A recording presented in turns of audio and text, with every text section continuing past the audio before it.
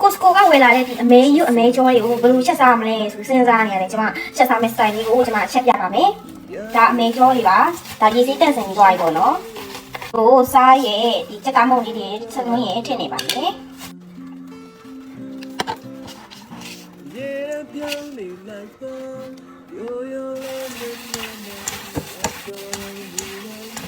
နေပြီးတော့ခဏလေးနှက်ထားမယ်ပေါ့နော်ပြီးလို့ရှိရင်တော့ကျမကငရုတ်ဒီဇိမ်းပေါ့နော်ငရုတ်ဒီဇိမ်းကြက်တုံဖြူကြက်တုံလေးဂျင်းတွေကိုတိတ်ထားမယ်ပြီးကျမကအမေရအနက်လေးပျောက်ချင်တာဆိုတော့စပင်လေးလေးတမထည့်ကြိတ်လိုက်မယ်ပေါ့နော်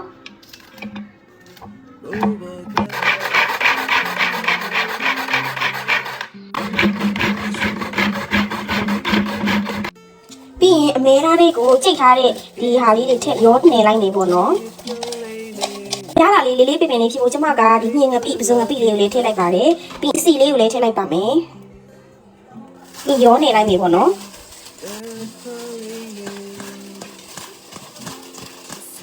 နေရတဲ့အမေသားလေးတွေကိုတဲဟုတ်ပူပူထဲမှာထည့်လိုက်ပါမယ်